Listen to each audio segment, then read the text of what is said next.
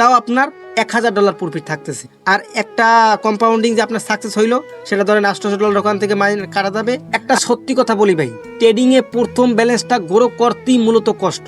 প্রথম অবস্থায় যারা টিকে যেতে পারে তারাই মূলত এখান থেকে হিউজ পরিমাণে ইনকাম করতে পারে।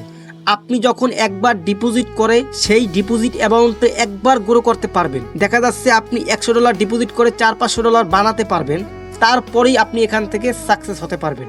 দেখা যাচ্ছে আপনি যখন $100কে আস্তে আস্তে আস্তে আস্তে $500 করলেন, তারপরে যখন আপনি এখান থেকে $100 অথবা $200 উইথড্র দিয়ে দিলেন, আপনার মেইন ব্যালেন্স যখন আপনি উইথড্র দিয়ে দেবেন, মার্কেটের টাকা যখন আপনার অ্যাকাউন্টে থাকবে তখনই ধরেন আপনার সাকসেস, তার আগে কিন্তু আপনার সাকসেস নয়।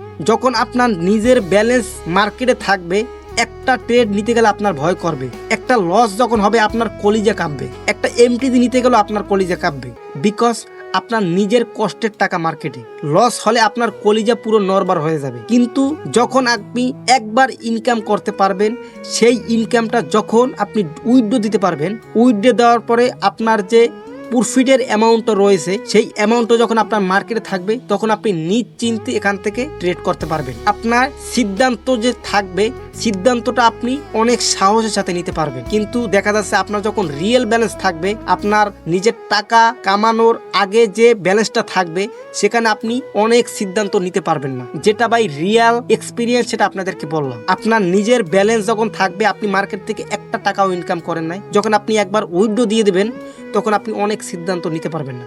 মার্কেটের টাকা যখন থাকবে, মার্কেটের টাকা দিয়ে যখন আপনি ট্রেড করবেন, আপনি নিশ্চিন্তে নির্দ্বিধায় এখান থেকে ট্রেড করতে পারবেন। আপনার কোনো ভয় করবে না, আপনার বুক কাঁপাকাঁপি হবে না, আপনি সিদ্ধান্ত স্বাধীনভাবে নিতে পারবেন। তো এটাই বলি যে ট্রেডিংয়ে যখন আপনি একবার ব্যালেন্স গ্রো করতে পারবেন, একবার যখন আপনি এখান থেকে ব্যালেন্সটা বাড়িয়ে নিতে পারবেন, তখন আপনার আর পিছনে তাকানোর সুযোগ নেই। কিন্তু যারা একবার 800, 2000, 2500, 3000, $4000 লস করছে, তাদের চিন্তা ভাবনা করলে আসলেই ভাই খুব খারাপ লাগে, বিকজ তারা অনেক টাকা এখানে লস করে ফেলছে। তাদের মার্কেটে সাকসেস হওয়ার চান্স খুবই কম। তার কারণ হচ্ছে তার এই ইন্টেনশন নিয়ে মার্কেটে আসতে হবে যে আমি ইনকাম করব না, আমি আগে শিখবো, ধাপে ধাপে ধাপে ধাপে গ্রো আপ করবো, ধাপে ধাপে গ্রো আপ করবো, এই রকমের চিন্তা ভাবনা করে তার আসতে হবে। আর যারা একেবারে নতুন, কোনো টাকা লস করে নাই, হয়তোবা $150-80 লস করছে, তারা এখান থেকে এখনও তাদের জন্য ভালো অপরচুনিটি আছে। আপনি একবার ভালো মতো শিখবেন, শেখার পরে আস্তে আস্তে আস্তে আস্তে আপনার ব্যালেন্সটা গ্রো আপ করবেন। মনে রাখবেন, আপনি যখন একবার ব্যালেন্সটা গ্রো আপ করতে পারবেন, দেখা যাচ্ছে আপনি $200 থেকে $1000 বানাইলেন, কথার কথা, আপনি কিন্তু তারপরে অনেক রিস্কও নিতে পারবেন, আপনি কম্পাউন্ডিংও করতে পারবেন। যদিও আমি কম্পাউন্ডিংয়ের পক্ষে না, তবে কম্পাউন্ডিং অনেক সুযোগ সুবিধা আছে। যেমন ধরেন আপনি $800 মার্কেট থেকে প্রফিট আছেন, ঠিক আছে, এখন আপনি $100 কম্পাউন্ডিং করলেন, কথার কথা, $100 আপনি কম্পাউন্ডিং করলেন $100 টু $1000।